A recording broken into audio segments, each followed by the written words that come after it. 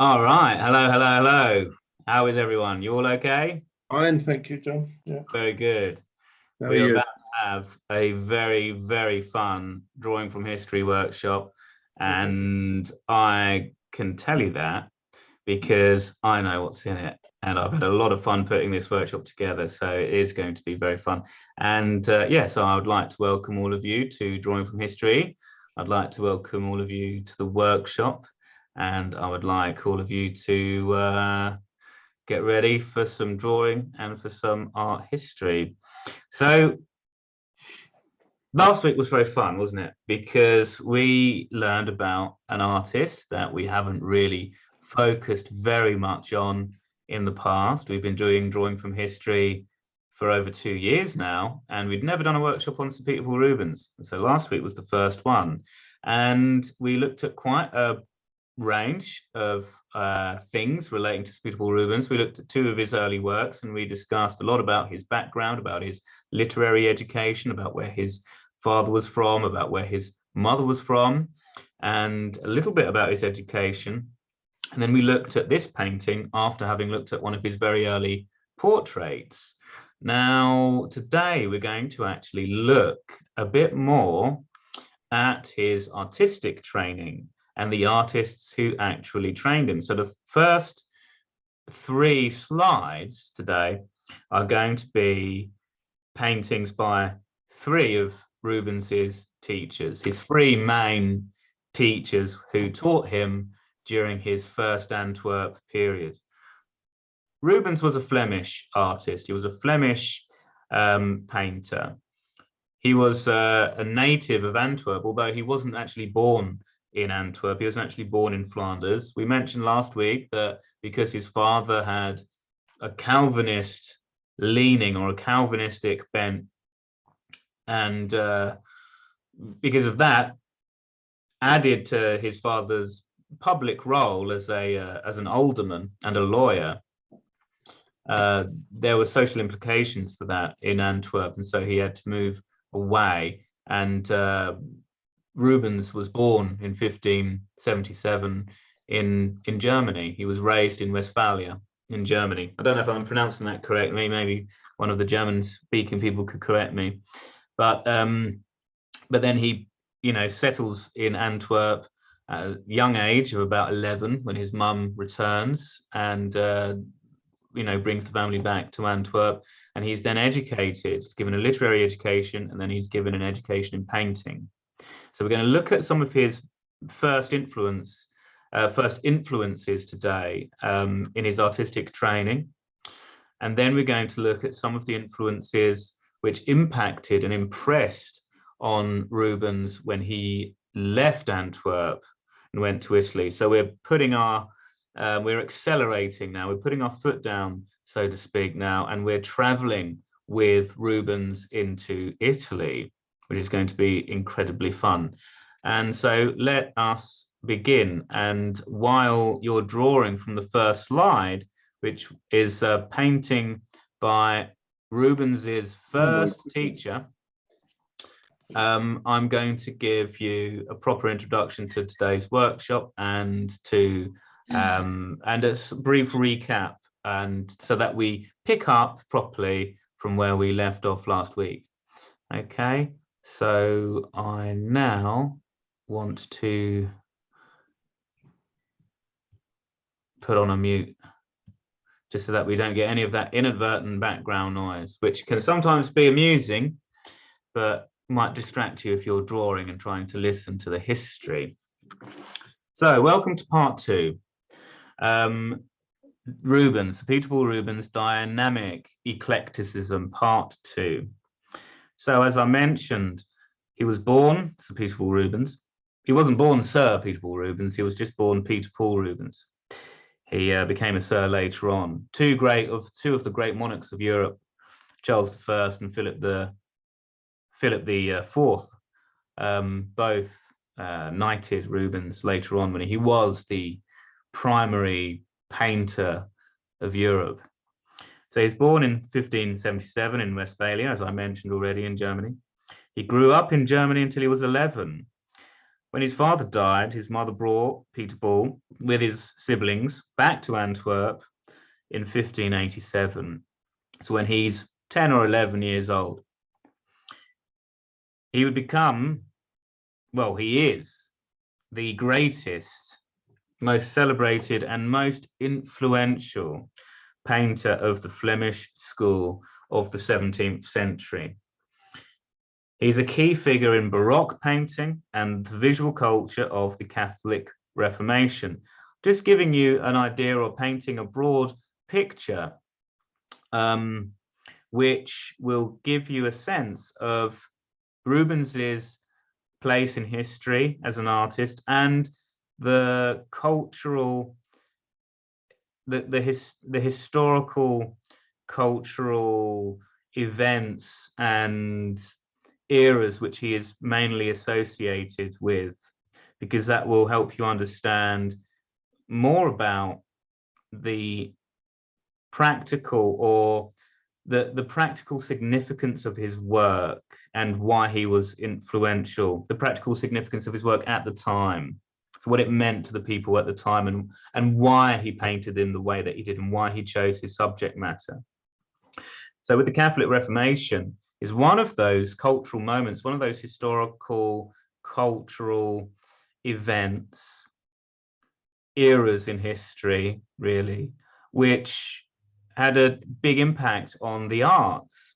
So the Catholic Reformation, which we used to refer to more commonly as the Counter-Reformation, it was the Catholic Church's response to what happened in and around, leading up to and after 1517, when Martin Luther published his 95 Theses in Wittenberg, which initiated a dramatic eruption, an explicit eruption of anti-papal feeling and demands for reform within the church, hence Reformation.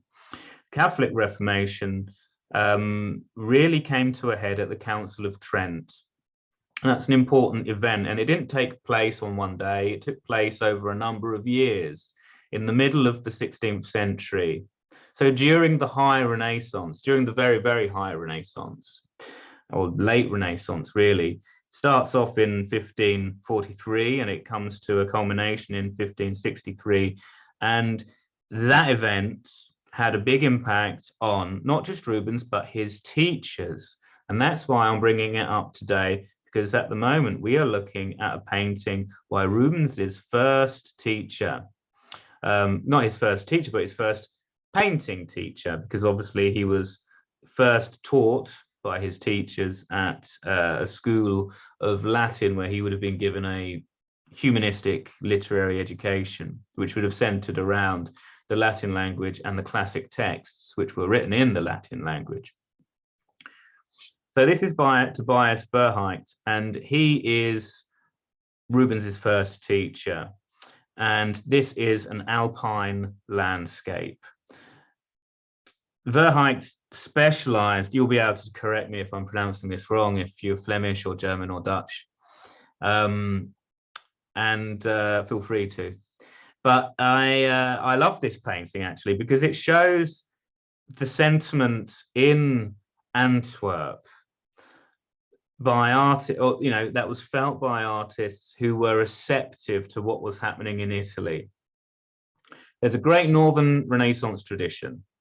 There's a great Northern Renaissance tradition which belonged to the painters of the Netherlands, of Flanders, of Germany.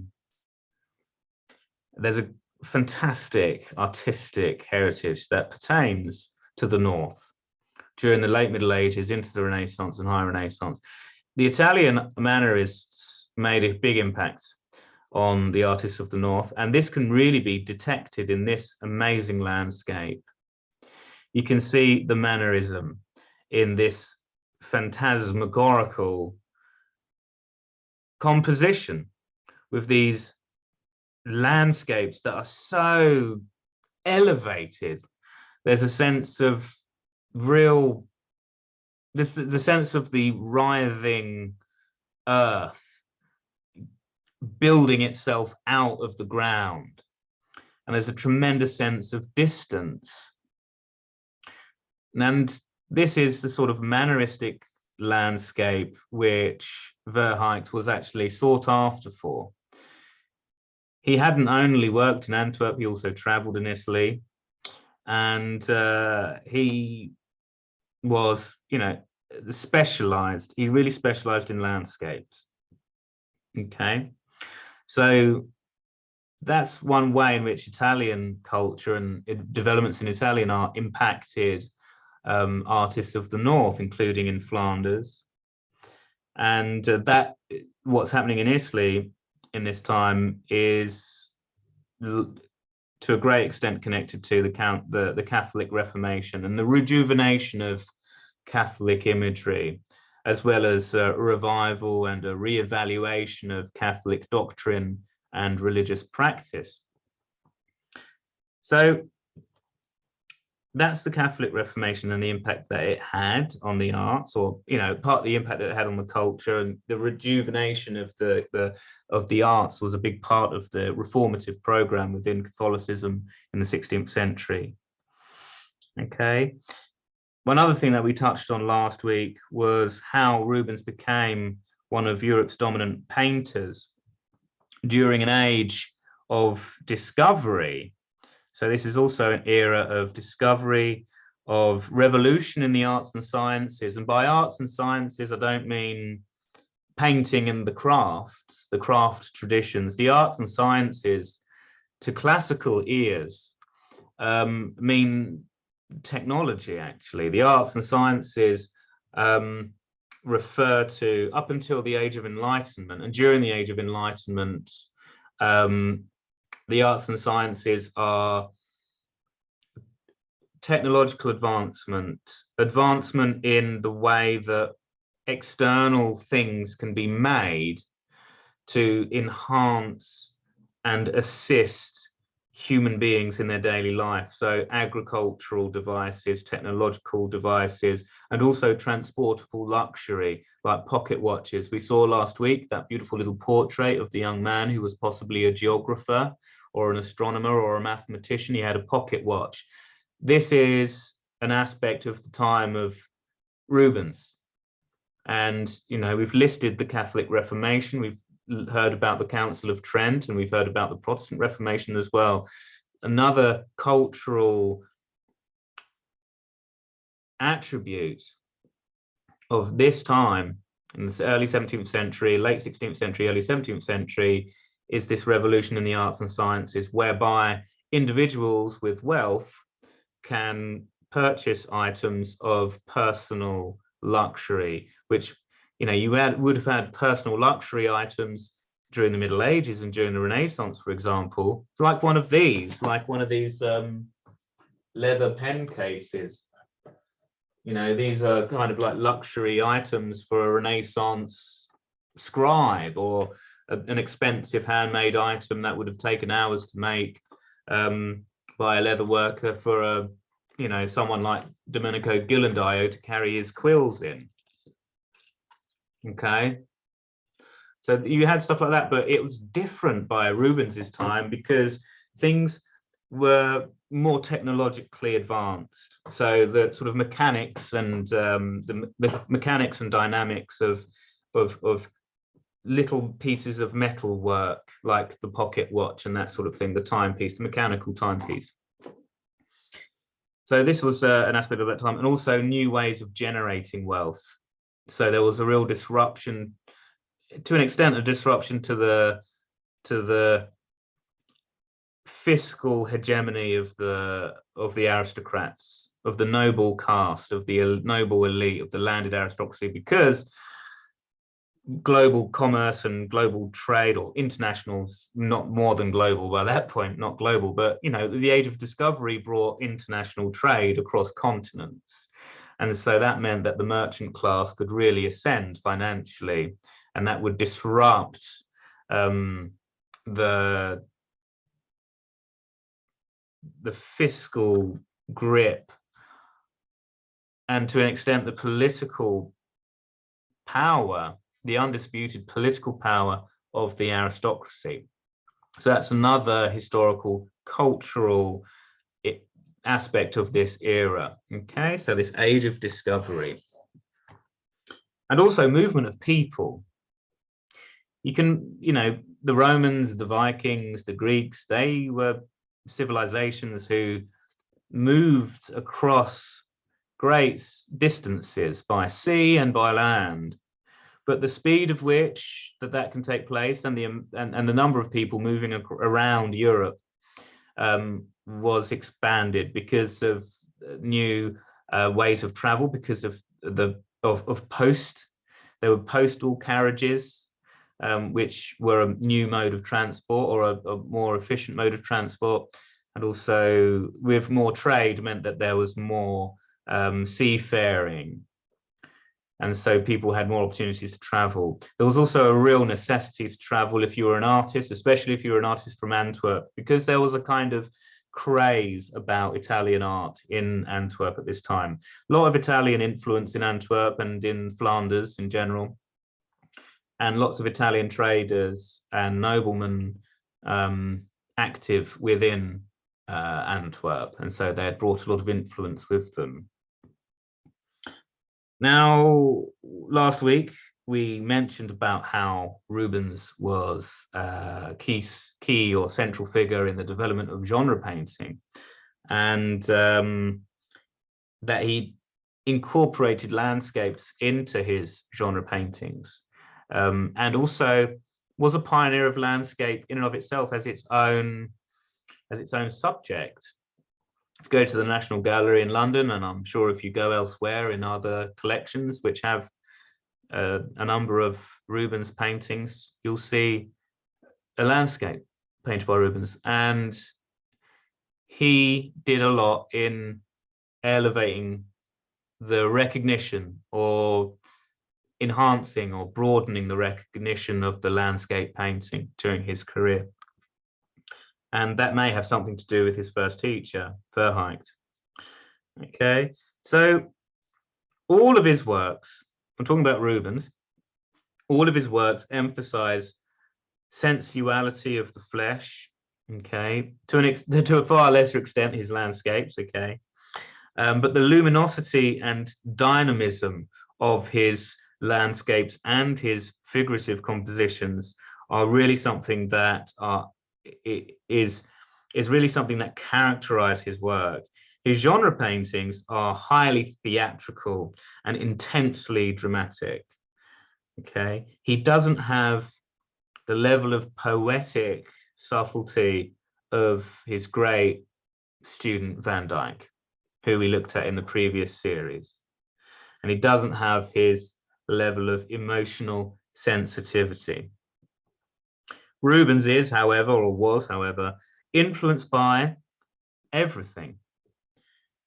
That's why this series is called Dynamic Eclecticism. Okay, he's influenced by German painting and German design, having been born in Germany, but mainly because one of his teachers was very interested in German art.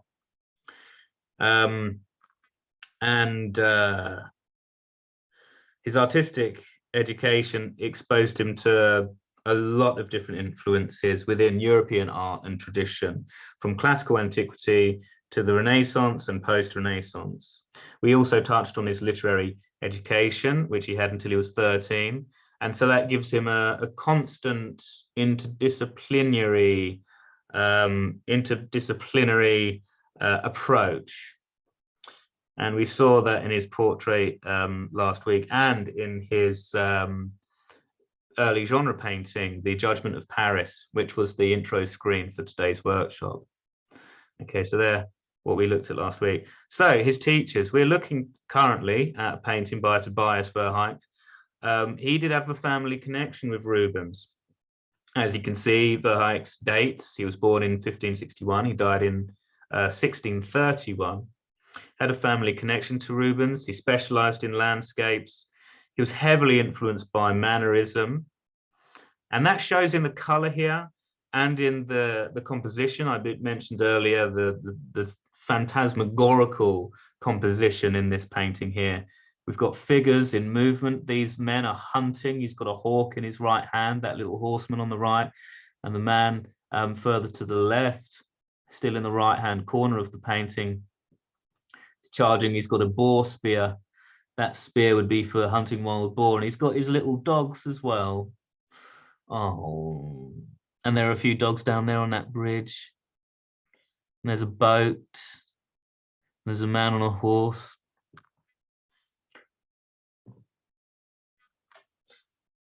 So we've got the hunt. The hunt is a typical aristocratic endeavor. The man also has a sword around his belt, which indicates his social status, not as a merchant, but rather as a nobleman. There's also a coat of arms right in the middle of this painting on the top. And that kind of coat of arms would have been a symbol of family lineage or family belonging, or something to do with the guild system, something to do with the guild. So that's something that I would like to find out about this painting, because I'm quite interested in this painting. And if there was to be something else I'd like to find out about it, it would be that coat of arms at the top. It's very hard to find information. This painting is housed in the Museo del Prado in Madrid, and didn't have, when I found this image on the website of the Museo del Prado, it was in Spanish, and I wasn't able to translate this page. So my research is from various different sources. I've got a huge library of books which I own. A lot of my research comes from my own books, and most of it comes from my own book collection. Obviously, I read history as my degree, so I have lots of books about historical Europe and books on art. So, but yeah, I wasn't able to find out what that is, actually, that coat of arms. So that's something I'd be interested in finding out. And what else have I got on Verhaecht? So yeah, he traveled to Italy. I think I mentioned that already. And that's where Mannerism was really unfolding, okay, and where Mannerism was really being developed in Italy by Italian artists of the 16th century. Okay, it had a big and long-lasting impact on Northern painting. Mannerism did in the 17th and in the 16th and early 17th century. With Mannerism, it was eclipsed by the Baroque, and a late 16th century artist and early 17th century artist, namely, Caravaggio would be a good example of Mannerism having been eclipsed. So he's counter-Reformation, Caravaggio, but he's very, very far from Manneristic. The proportions are very observed. There's none of this sort of elongation or exaggerated form. Caravaggio is an artist who works from life, which, there's a great art historian who wrote a fantastic book about Dutch art in the 1980s called Svetlana Alpers, and she argues that Caravaggio, I don't know if I'm going off track actually, but she argues that Caravaggio reintroduced realism to the Northern artists, especially the Dutch, after Mannerism. So while Mannerism had a lasting impact in the North, the Baroque and the Baroque art associated with Catholic Reformation eclipsed Mannerism and brought us into a more realistic and dramatic aesthetic. Okay, so interesting. So we're looking at one of Rubens's teachers. Now let's look at another one of Rubens's teachers. What I'm going to do, everyone, is when I upload this workshop to YouTube, I'll put a link in the YouTube description where you can find out where to see this painting again or something like that. Okay, so don't worry if you don't feel like you've had enough time to draw this one or any of the other paintings.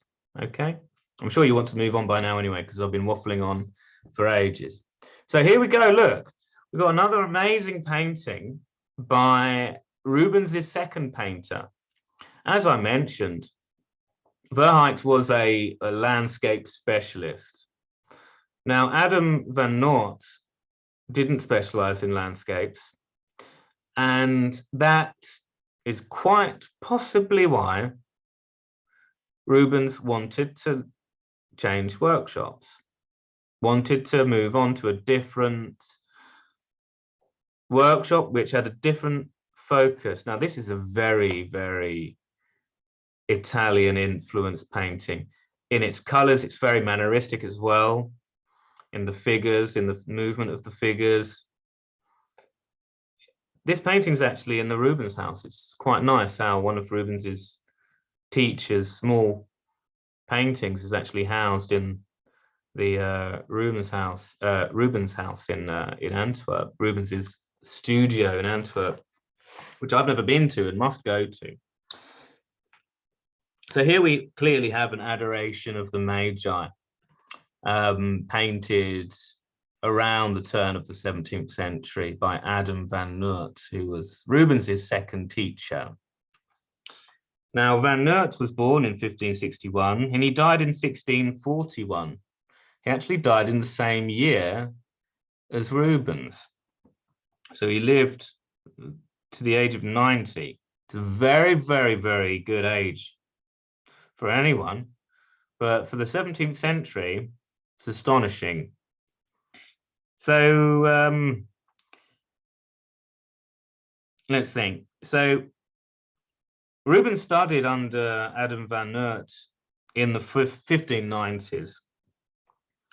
And he stayed with van Noort for about 4 years until 1596. And it's in 1596 that Rubens begins learning from his last important teacher, and arguably his most important teacher.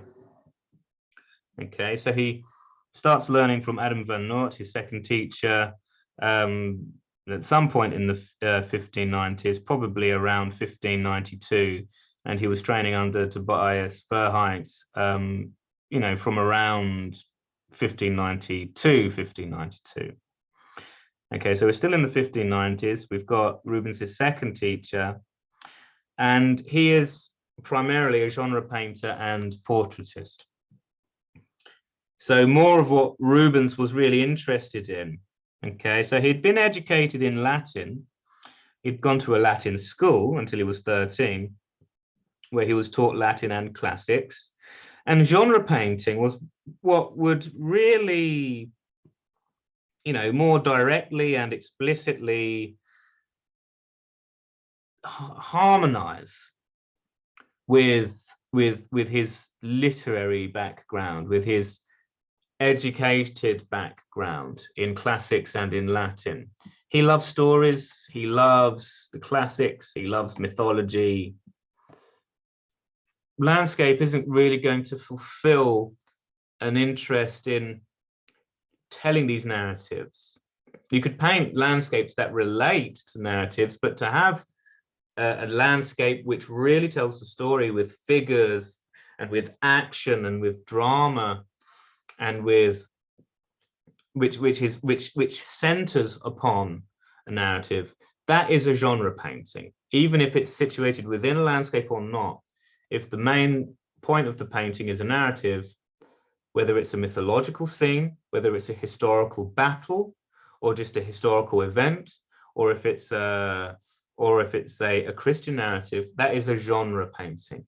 Okay. So even, I mean, nowadays it's more common for modern painters to refer to genre painting as history painting. And the most famous example of a modern history painting would probably be Picasso's Guernica. Okay, so the history of that, the bombing of the town of Guernica. It's an anti-war painting. So with Adam van Noort, Rubens has got more of an opportunity to explore the relationship between the written word and the image. And that is genre painting, okay? Rubens wouldn't only paint genre paintings, he would also do pretty fantastic portraits, and always show a sense of dynamism and a sense of luminosity in them. But as I mentioned earlier, lacking that sort of emotional sensitivity, which really distinguishes Van Dyck from many other painters of this period. So Adam van Noort, Adam van Noort actually had there's something very interesting about Adam van Noort, and that is that he shares something in common with Rubens's father. He was a Protestant. Okay, so while I'm talking about the Catholic Reformation and how important that is, yes, it is important. And it's important also because the spirit of the Counter Reformation would have contrasted with the sentiment of Adam van Noort being possibly even a Lutheran, okay, which was, you know, a Lutheran in the 17th century, in the early 17th century, was someone who actually followed the doctrines of Martin Luther. So the priesthood of all believers, for example, and the principle of sola fide, faith alone being one's means of salvation rather than good works, rather than attending mass. Okay, they were against Catholic mass, the way that mass was conducted, and the Eucharist. So lots of things about even the Catholic Reformation contrasted with Adam van Noort's moral sentiment and spiritual sentiment. Okay, so he was actually listed as a Lutheran in 1585, and being a Lutheran may have made him quite interested in German art, and that could be why we see in Rubens's early portraits a sense that he may have been influenced by portrait painters like Hans Holbein the Younger. There's a stillness and a coldness to them, and a sense of realism to them, which you could put a fairly reasonable case together, which in favor of Rubens drawing upon a, you know, Holbein, you know, the influence from Hans Holbein the Younger, the great German painter who became England's greatest painter in the 1530s. Also think of Dürer. I mean, goodness me, can you imagine the young Rubens looking at Albrecht Dürer's artwork? I mean, for you know, next week is the last week on Rubens for now. We're going to have to look at some of the drawings next week, because last week we didn't look at any of Rubens's drawings, and this week we're not looking at any of Rubens's drawings. Those of you who really want to see drawings, hold on until next week, because Rubens's drawings are phenomenal. And I think for someone like Rubens, looking at prints or drawings, even possibly by Albrecht Dürer, he would have just sort of been completely enraptured by them. Another great German artist who was a really big influence and influence on the Italian Renaissance, as well as on artists, no doubt, like Rubens, was Martin Schonger. Martin Schonger was a very important artist, a very important engraver and printmaker.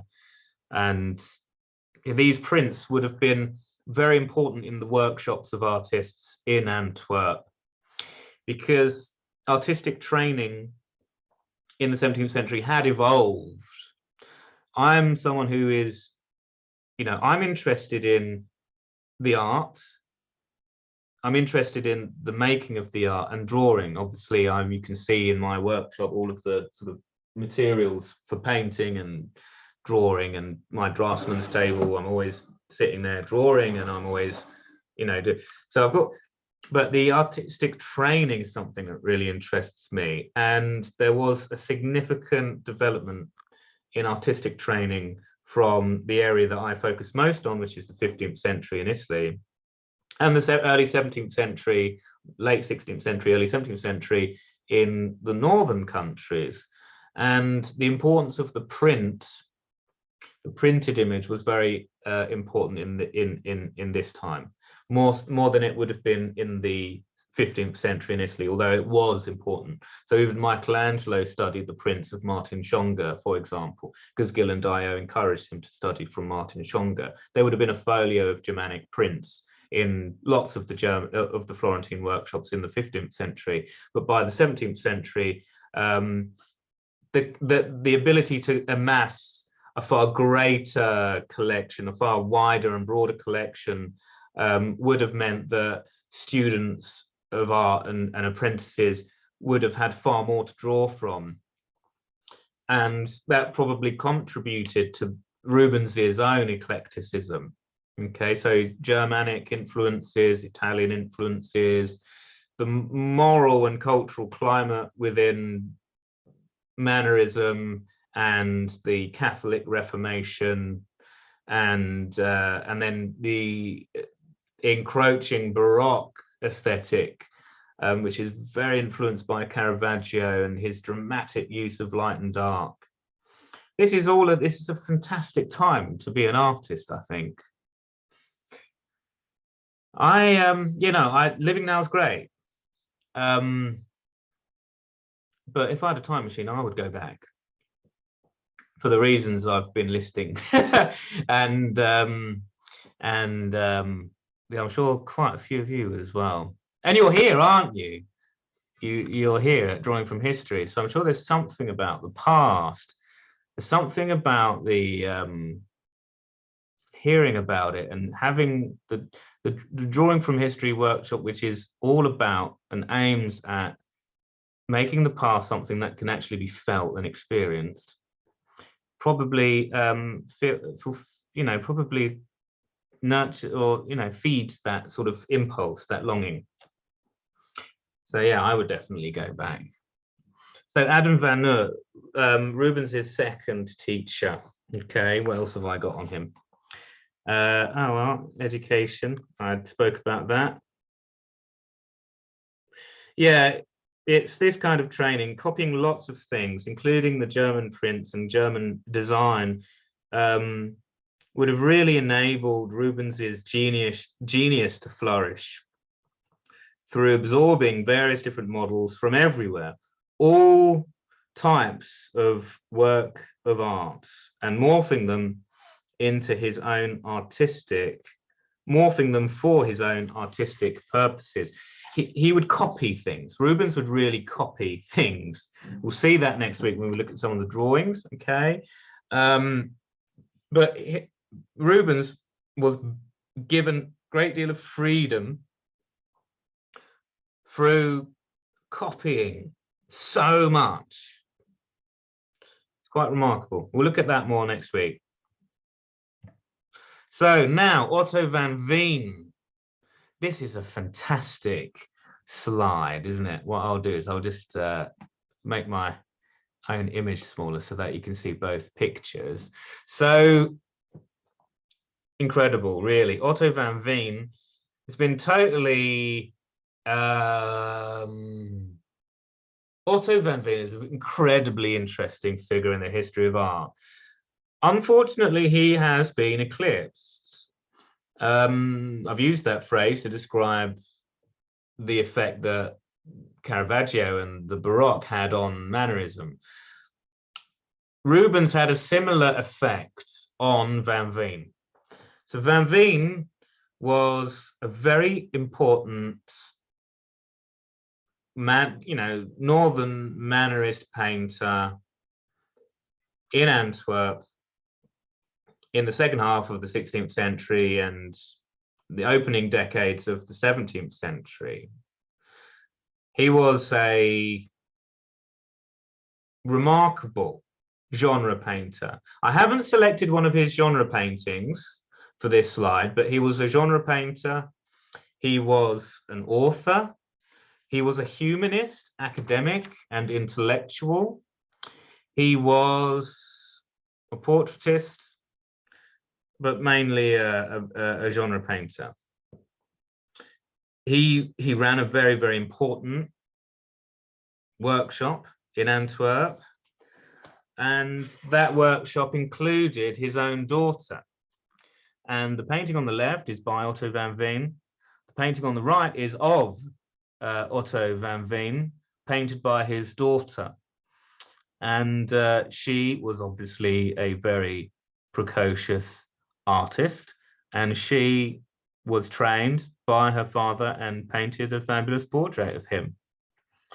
So I thought that was really wonderful. So I included that in this slide to show that Rubens wasn't his only student. He had a large workshop with lots of students, and a very busy workshop that executed lots of large paintings that were hung across Europe because he had patrons across Europe.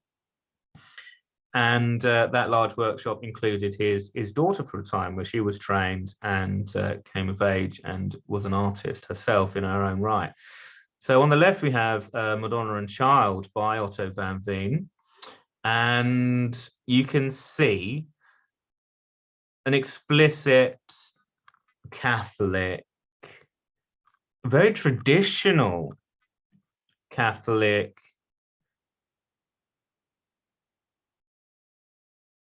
subject, but also handling of that subject. So the Madonna and Child is something that the Florentines really specialized in during the 15th and 16th centuries. And you can see that Van Veen, being an artist who, you know, traveled a lot, who spent time in Italy, spent time in Europe, is here adapting a very, very Italian subject. It's also, this Madonna and Child is really derived from, ultimately derived from the Italo-Byzantine or simply Byzantine icon, which characterizes Italian art through the Middle Ages. And so this is really a devotional painting, a Catholic devotional painting. And the date is unknown. It's a painting that was recently for sale in Vienna. And I'm not sure exactly where it is now, okay? The Palais Dorotheum currently list it as being there in Vienna. So it may well be that. So a very Italian subject, but executed in a very northern with a very northern sensitivity, style and taste. The big bulging Renaissance eyes. It's very manneristic, but at the same time very classical as well. And by classical, I mean Renaissance classicism, relating or deriving from Renaissance classicism. It sort of combines both of them. I think that he would have known that. You know, it's so interesting that Van Veen is in some ways the pre-Rubens Rubens, because he combines classical erudition, a thirst and voracious appetite to absorb art from around Europe, from various different eras and times and districts, etc., and morph it into his own style and approach. And that's what we can really see here in this particular Madonna and Child there. So he was a humanist intellectual and an author, ran a very large workshop. He painted both Christian and pagan narratives and genre paintings, aside from this Madonna and Child. So large genre paintings depicting classical, pagan, mythological scenes, as well as Christian narratives. They're illustrative, they're expressive, narrative paintings. And they have become increasingly sought after demand for illustrations of Christian narratives in these big genre paintings became increasingly sought after because of the Catholic Reformation. So not only did the Catholic Reformation have an impact on the moral sensibilities of Catholic Europe, but it also created a demand for a certain type of image. And that's why talking about that context at the beginning was relevant to what we're going to be discussing or have been discussing so far, and we'll continue to discuss until the end of the day. So yeah, that's Van Veen, okay, and the importance of the Catholic Reformation. So Van Veen is alive while the Council of Trent is underway. It concludes in the 1560s, and he's born in 1556. So he's an artist who makes extensive use of the artwork of artists from before him, that came before him, uses their artworks and the poses within them and the aesthetic tropes within them, and adapts them into his own work. And he is great at using Renaissance art and high Renaissance art. You can see the aesthetic of the high Renaissance really shining through his Madonna and Child there on the left. He did spend time in Italy, and while his student Rubens was recognized by the Antwerp Painters Guild of St. Luke by 1598, the age of 20 or 21, he remained a student to Otto van Veen. Well, not a student, but remained an assistant rather, okay, which was common at the time, until 1600.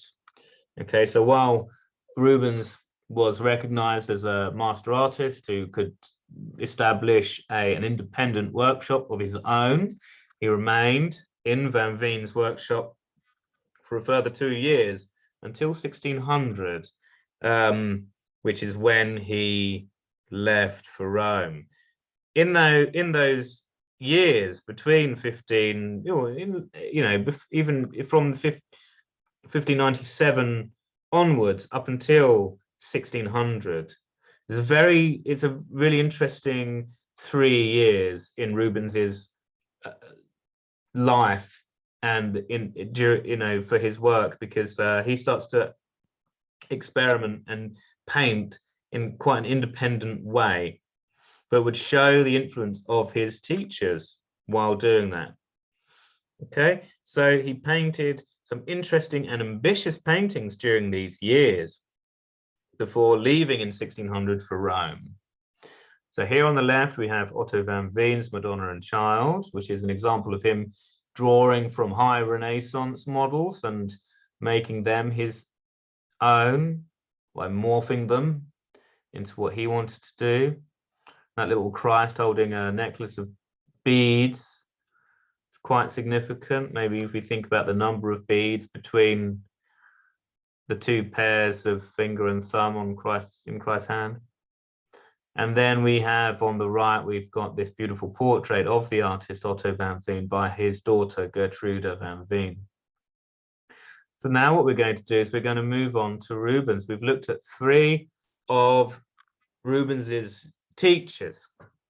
We've looked at Tobias Verhaecht, we've looked at Adam van Noort, and we've looked at Otto van Veen. Now we're going to catch up with Rubens. Okay, so let's have a look. Right, so we've got 1598. Rubens is now an artist who is allowed to work independently. He's still active in the workshop of Otto van Veen, and he is here working alongside a good friend of his, a painter called Jan Bruegel the Elder, who is a little bit older than Rubens, but they're for contemporaries and good friends.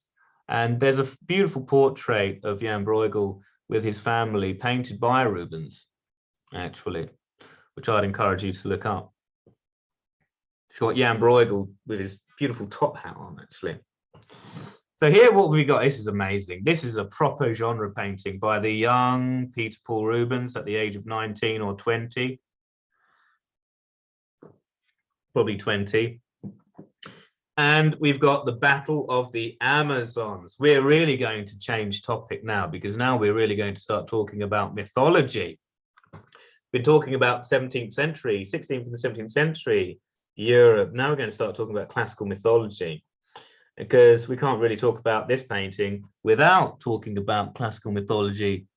Now we can see a lot of Roman iconography in this painting.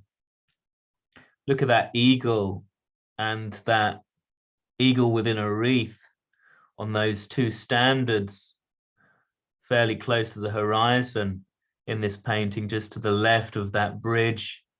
We've got tremendous movement. We've got real drama and violence. This painting depicts a battle between Greeks and Amazons. The Amazons were a mythological tribe of female warriors, women, who were formidable warriors and who had queens of their own, who were their rulers, and they lived separately from men, and they only had anything to do with men when they wanted to. Well, there was an army of Amazons who wanted to defend the city of Troy against the invading Greeks. And they needed to have contact with men sometimes to procreate, and then they would keep the female children and send the male children off to their fathers.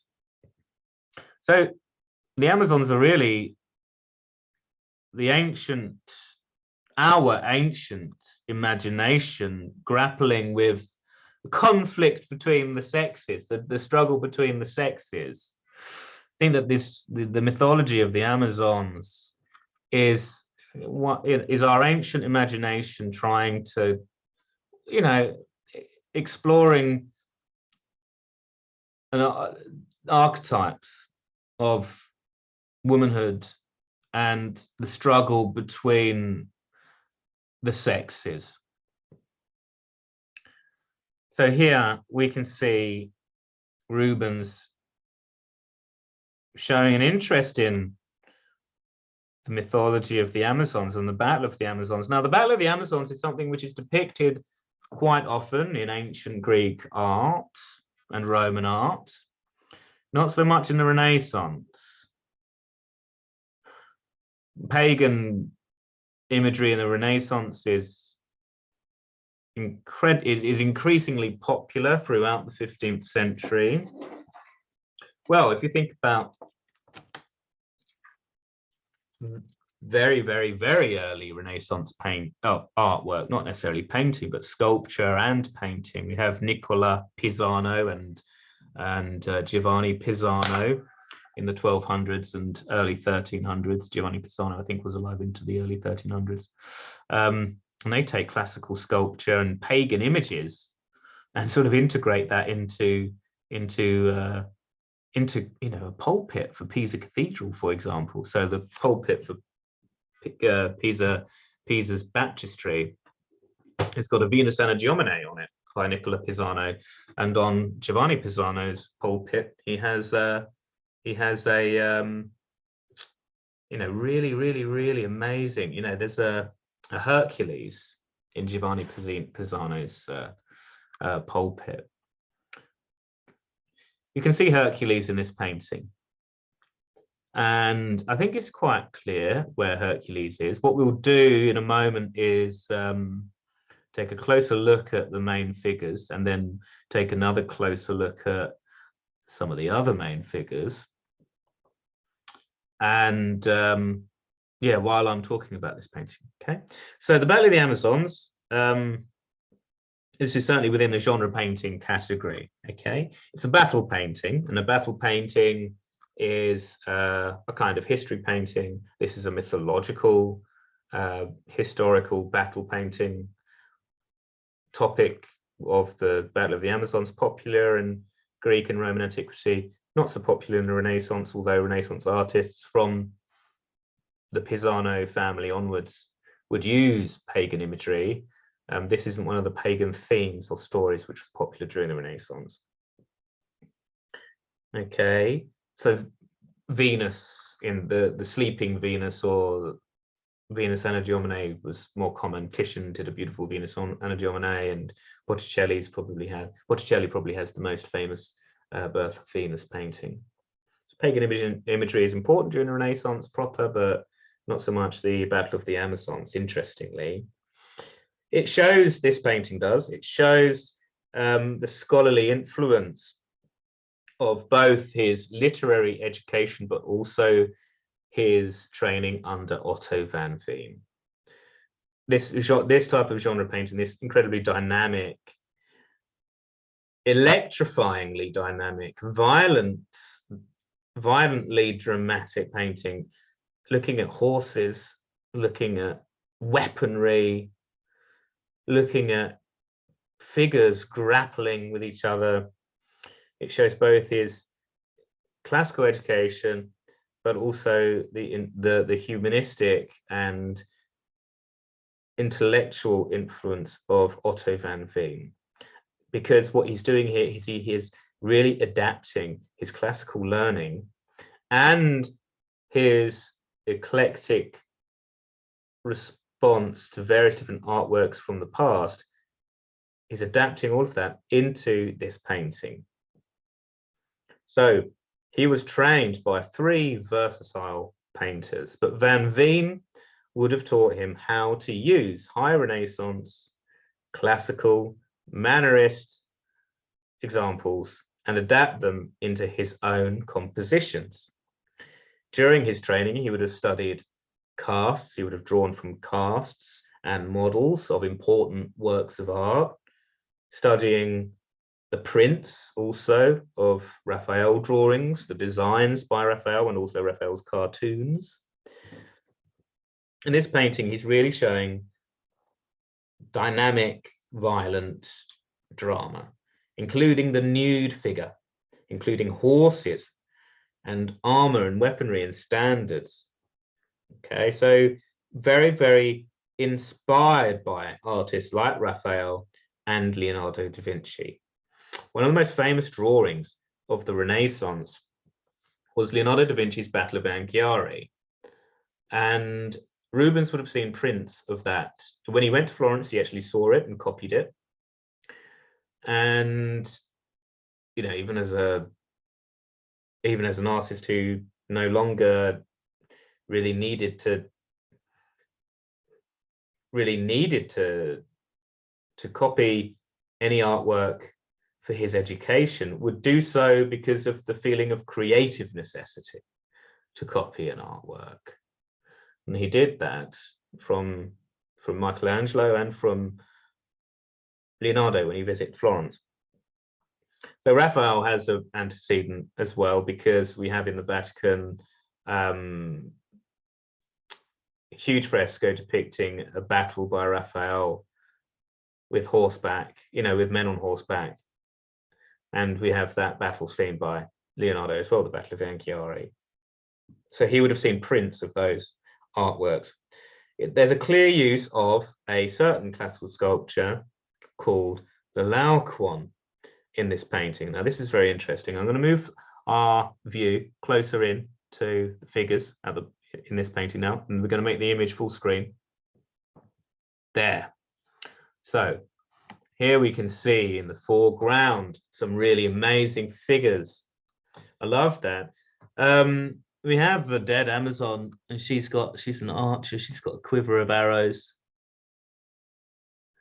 She's lying on a quiver of arrows, and she's lying reclined like that. And there's also this amazing foreshortened figure there in the foreground coming forward. He hadn't been to Venice yet. When he was in Venice, he saw the remarkable canvases by Tintetto, where Tintetto had used such dramatic foreshortening. I mean, Rubens would have known about foreshortening. Every artist knew about foreshortening since Mantegna. and a lot of the German art is really fantastic at foreshortening as well. There's that beautiful drawing by Christ by Dürer, Albrecht Dürer, beautiful charcoal drawing actually of Christ lying down, and the feet are towards us, and it's amazingly foreshortened. So we've got a sleeping, a dead Amazon there in the pose, which is very similar to a sleeping Venus. Think of Giorgione, think of Titian.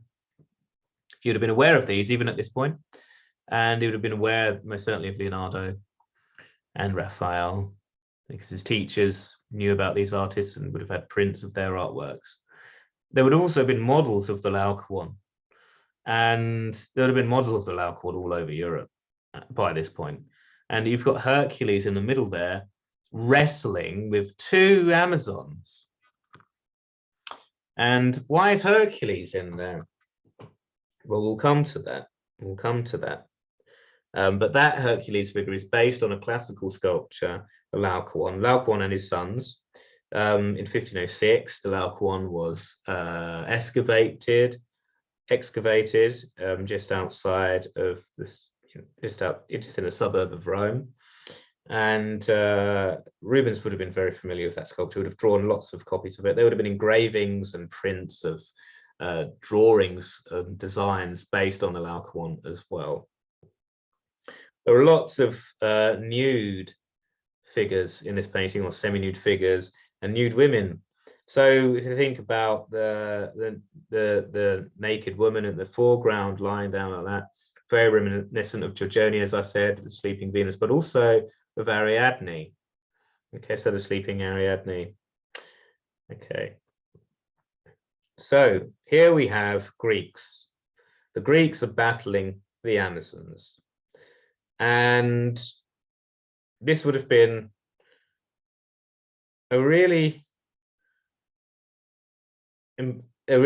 good chance for Rubens to explore his literary and classical learning and let that transfuse into his art as he's becoming increasingly independent. Okay, so what kind of learning is he drawing from? Well, Hercules. Hercules is a Greek hero. Hercules is his Latin name, and that would have probably been the Latin name that Rubens would have referred to him with, because he was given a Latin education. Heracles is the Greek name. You can either call Hercules Heracles or Hercules. In one of Hercules' 12 labors, he was charged with taking the girdle of the queen and ruler of the Amazons,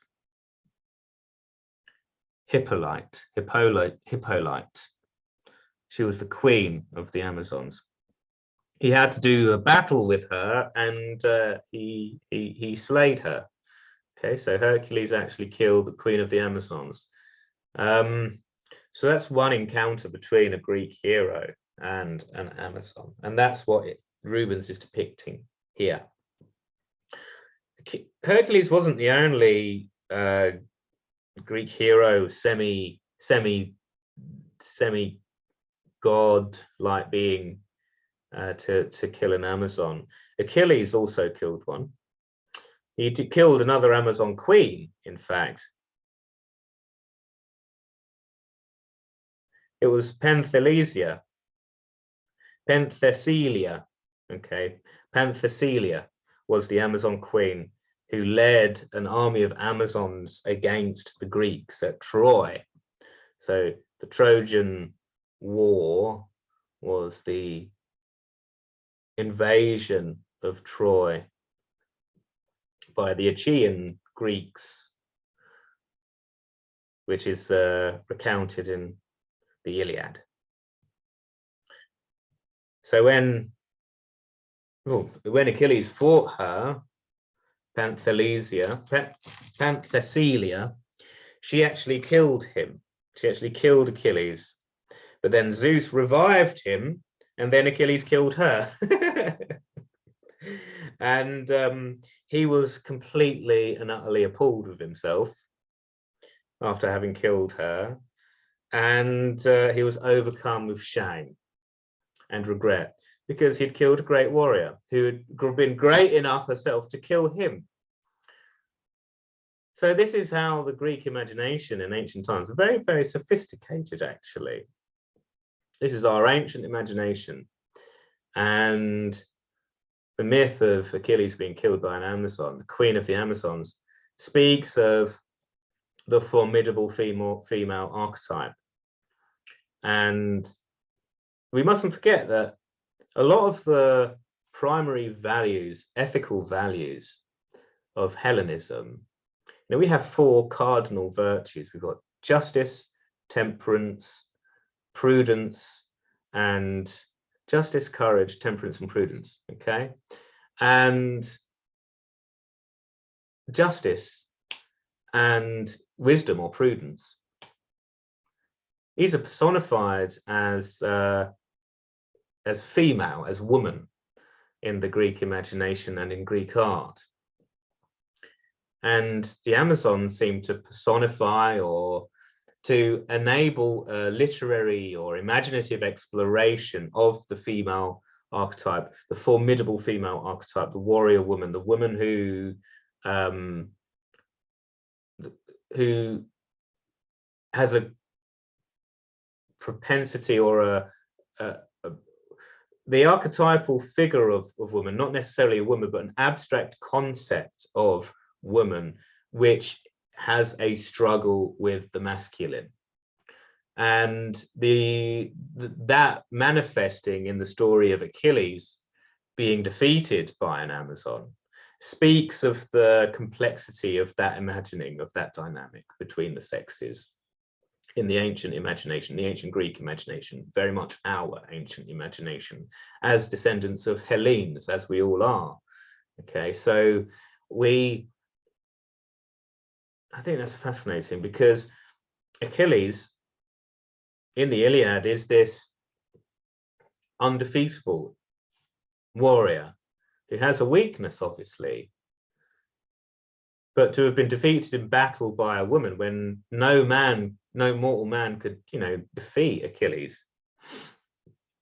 And the fact that, she killed him, and then he was revived by Zeus because it wasn't time for him to die, and within the frame or the machinations of the gods at that point, he was then revived, and then he defeated her, some would say unfairly, and then he was appalled with himself, and then even killed another man who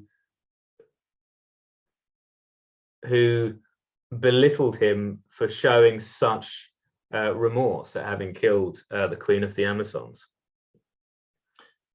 So it's got a real sort of moral depth to it, that tale, and speaks of the moral depth within the ancient imagination. So there's Hercules there. We'll take a closer look still very shortly. I bet you're drawing like wild. I hope you're all drawing like wild. And we can see Amazons on horseback. We can see Greeks on horseback. We can see Amazons playing war horns. We can see Amazons dead. We can see Greeks dead. This is a painting which resonates with the imagination, the ancient imagination of that dynamic struggle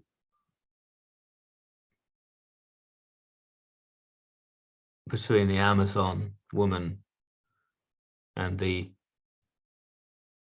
Greek. The Greeks generally would have had, it was the Amazons that lived separately. The Greeks themselves would have been mixed. So Achilles, we've done Achilles.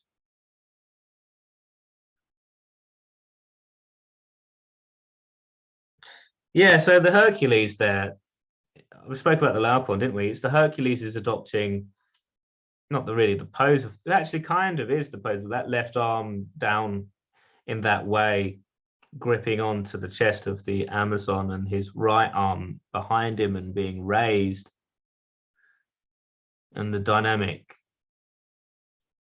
displaying of his two legs to balance himself against the movement of the two female figures, very reminiscent of the Laocoon, the sea serpent devouring the priest of Troy. He was a priest of Apollo who was punished for not abiding by his pledge of chastity. And when he went into the sea to petition the gods to prevent the Achaeans from invading the city of Troy, he was devoured by a sea serpent. His two sons tried to save him, and they were both devoured as well. And that is the classical sculpture, which serves as the basis and model for the Hercules there in the foreground. So let's take a closer look now. Look at the reflections of light in the eyes.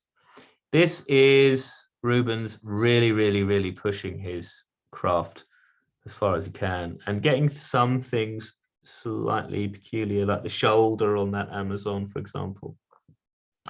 So Rubens painted all the figures, and Jan Bruegel the Elder painted the background.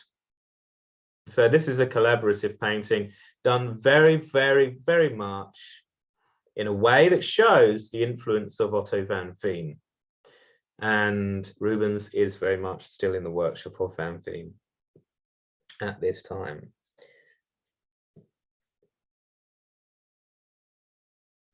Now, Jan Bruegel, we often get mixed up with the Bruegels, don't we? Jan Bruegel the Elder was the son of Peter Bruegel, who was the great Renaissance, great Flemish Renaissance painter. Jan Bruegel, Rubens's friend who worked with him on this painting, had recently been to Italy and returned in 1596, which was a year or 2 years before they start to work on this painting. And that would have made Rubens really want to go. He would have really wanted to go to Italy. Can you imagine what it would have been like for a young artist who knows all of this stuff about art and literature and the classics? He would have to go to Rome. And there were lots of people in Antwerp who had said, when are you going to Rome? You know, we've all been. Loads of people in Antwerp at that time who'd been to Rome, and who'd probably been several times. And so what does Rubens do? Well, on the 9th of May, 1600, the young Rubens leaves Antwerp for Italy. We don't know exactly what his journey was like, but we know he left Italy on the 9th of May, 1600. So literally 400 and what is it, 2022? So 422 years ago and a few days ago. So Peter Paul Rubens left Antwerp to go to Italy. He may have gone via France, he may have gone via Germany. We're not exactly sure. It's not only me that doesn't know, no one knows. So by July, he'd made it to Venice. He would have seen Titians. He would have seen Tintorettos. I don't know if you've ever been to Venice, but when I went to Venice, seeing the Titians there and the Tintorettos there is completely unbelievable. It's so brilliant. It's unbelievable. If you haven't been to Venice, you really must go. And you must go to all of the churches in there and the different scuola. The Scuola Grande di San Rocco, the Scuola Grande di San Giovanni Evangelista, the great Titians in there, well, no, great Tintorettos now in there. And my goodness, just incredible. So he would have seen Tintorettos and Titians in Venice. And he would have had access to lots of private collections as well, because Rubens was a very connected young man, having been trained by Van Veen. Van Veen was a very connected artist in Italy. Italian artists didn't only buy Italian art, they bought art from the good painters of Antwerp, of probably not of England, but certainly of the Netherlands, and the Flemish artists. But being a student of Van Veen, he had lots of connections. And he also went to Florence during his trip in Italy. You would have seen works by Leonardo da Vinci, by Michelangelo, In Florence, you would have seen public artworks by artists like Donatello and Lorenzo Ghiberti.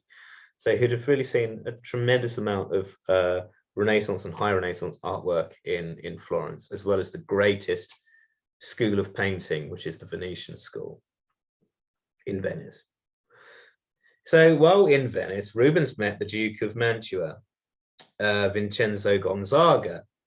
He was recommended by Van Veen, and Rubens became a court painter for the Duke. He'd spent 8 years in Gonzaga's service while traveling Italy. In 1601, he goes to Rome for the first time.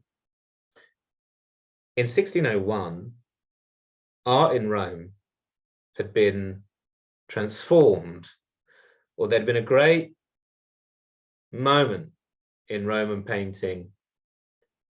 1600, 3 canvases get publicly revealed, and they become that place where they were revealed, where they still are, became a point of pilgrimage, a place of pilgrimage for artists, and it has remained a place of pilgrimage for artists ever since. I've been several times to see these 3 paintings that were revealed in 1600. They're the St. Matthew paintings in the Chiesa di San Luigi de Francesi in Rome, and the Caravaggios, the 3 Caravaggio Matthew paintings. And in 1600, that's when Rubens goes to Rome. It's the same year that those paintings are unveiled. And you go into that church, and then you go all the way to that chapel, which is on the left, far left corner of the chapel once you've gone in. And you look up at those canvases, and you just think, how could an artist at that time have done that? And you just think that must have absolutely,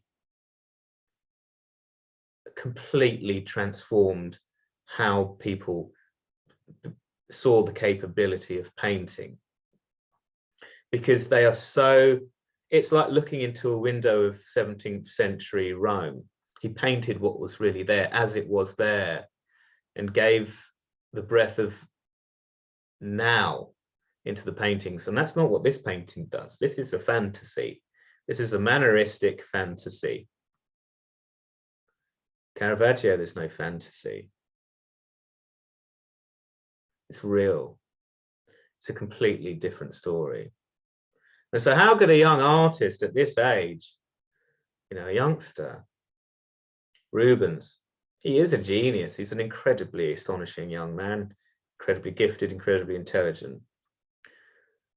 But he's so used to this genre painting, Mannerism, the Counter Reformation.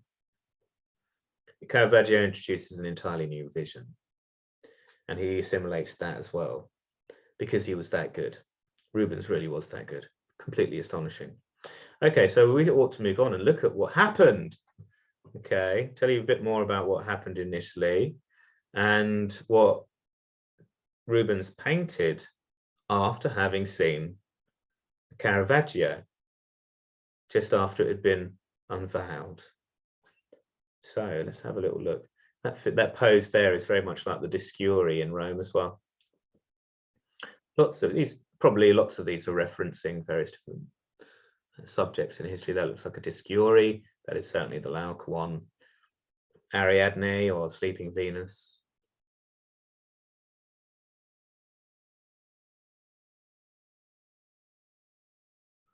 Falling figures. Okay, so let's have a look now. There we are. So this painting is in a cathedral in France, something that Rubens painted in 1602, and it's, completely different, isn't it? The figures are in the foreground. We're no longer looking in on this landscape of all of this drama and everything going on. We're right close up. That's something that Caravaggio did. You know, putting you right at the feet of the figures within the narrative, so that you're no longer looking onto a stage from the audience. You're on the stage with the actors, the actor being Christ, being tormented by Roman soldiers wearing armor that looks very much like sort of armor that would have been available to look at in Rubens's time and in Caravaggio's time. This is Rubens crossing paths with one of the greatest artists of history, and already Rubens at this young age is able to simulate lessons from Caravaggio into his work when he's just left home. That's what a real artist does. I mean, that's how great Rubens was. He's able to see Caravaggio, and instead of shying away from it and sticking to his comfort zone, you know, he'd been experimenting with Mannerism and genre painting, very much within an aesthetic which he inherited from his teachers, and drawing upon lots of influences in their workshops, and also being a very, very much an intellectual painter. But upon seeing Caravaggio, there isn't the intellectualism in Caravaggio, although he to the same extent. But Caravaggio's narratives are far more direct and far more simple and far more economic in how they are conveyed. He doesn't show off sort of classical erudition. He just paints these Christian narratives within the spiritual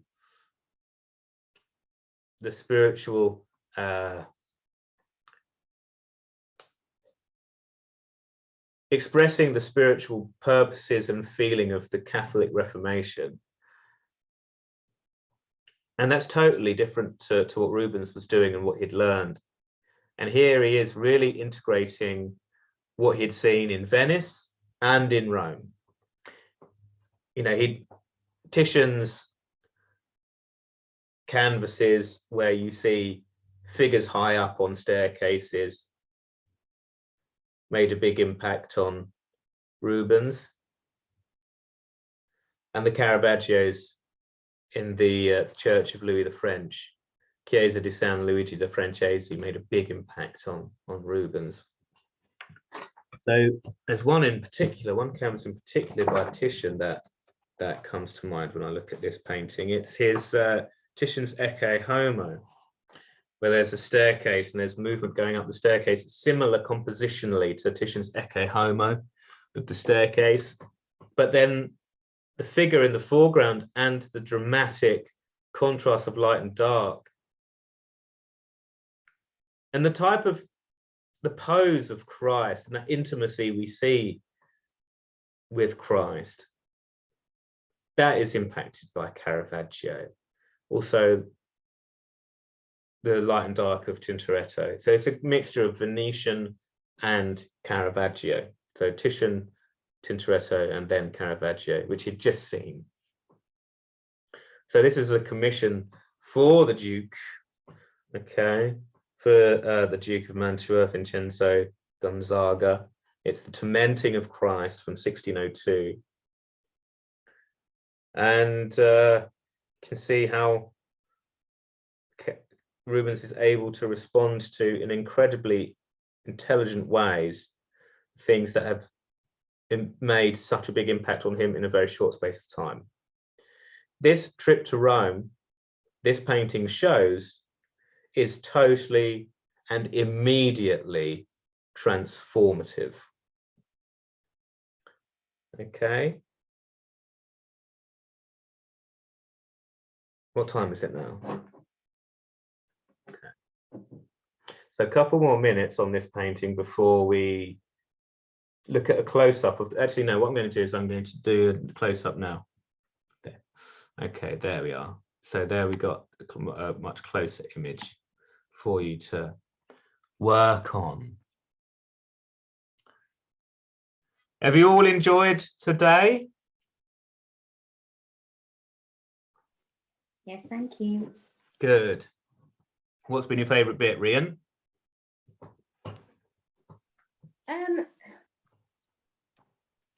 All of it, really. I think knowing how much he had to work from others, I think the discipline that they had to show, they weren't allowed really to express themselves for quite a long time. It seemed that they had to really be taught by others, you know, for quite a long time before they were left to their own devices.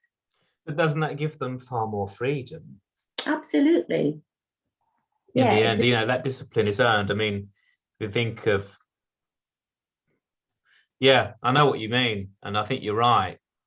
But I think that there's an extent of self-expression along the way when one's learning. Yeah, it's a bit like, you know, when we do the Renaissance workshop, no matter how much you teach us the method or a method, we all come out with absolutely our own individual style, even though you have taught us one thing. And that's the same when you tell us about Michelangelo, and then Raphael and whoever is next, that they may have used the one method, but every single one of them has their own style. So it just shows us that our own individualism, even though we may be shown one thing, our own personality always comes through, I think, comes through our fingertips. It does. I think you're absolutely right. I think that's it, really, Rian. I think there's something magical about a historical and, well, a traditional approach to drawing.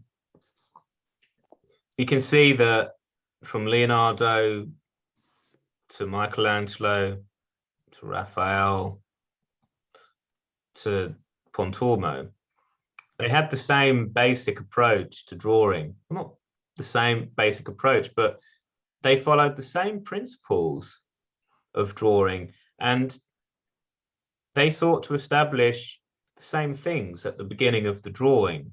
You know, we've seen lots of that on the course that you're doing.